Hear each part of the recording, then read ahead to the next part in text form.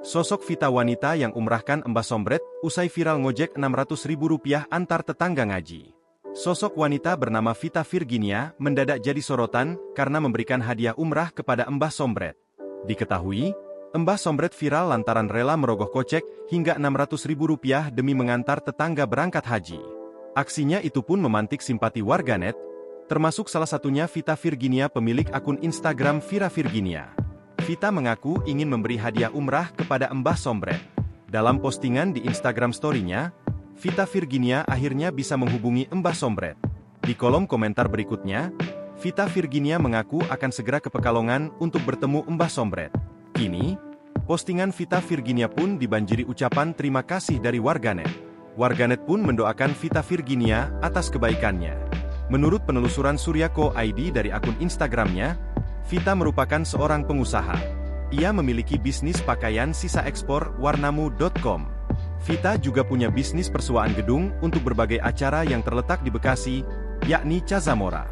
Wanita ini diketahui telah menikah dan dikaruniai 2 orang putri.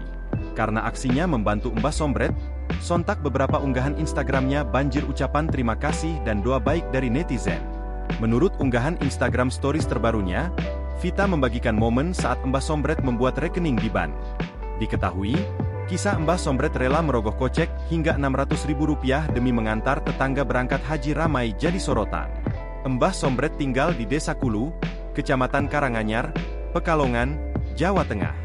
Suatu hari ia ingin ikut rombongan menuju Solo untuk mengantar tetangganya yang hendak berangkat haji. Sayangnya, bus yang mengangkut pengiring jemaah calon haji dari Desa Kulu sudah penuh. Armada bus pun tak mau ambil resiko dengan membawa penumpang melebihi kapasitas. Akhirnya, Mbah Sombret berinisiatif mencari ojek yang biasa mangkal di Pasar Kajen, agar dirinya tetap bisa mengantar tetangganya berangkat haji. Mbah Sombret yang saat itu membawa uang Rp1,5 juta sempat melakukan negosiasi dengan pengemudi ojek. Mereka pun sepakat ongkos ojek Pekalongan Solo pulang pergi, PP, sebesar Rp600.000. Setibanya di asrama haji Solo, Mbah Sombret justru tak bertemu rombongan dari desanya. Ia malah bertemu rombongan dari desa Tanjung Sari Kajen. Di sana Mbah Sombret bertemu dengan Kades Tanjung Sari, Uyun. Mbah Uyun mengaku mendapat uang Rp100.000 dari Uyun sebagai ongkos tambahan pulang ke Desa Kulu. Sekira pukul 20 WIB, Mbah Sombret pun pulang bersama tukang ojek sewaannya. Aksi Mbah Sombret pun menuai banyak pujian. Mengingat, ia rela merogoh kocek hingga Rp600.000. Padahal, sebenarnya kondisi ekonomi Mbah Sombret pun memprihatinkan. Sejumlah warganet lantas mendoakan agar kelak Mbah Sombret bisa berangkat haji ke Tanah Suci.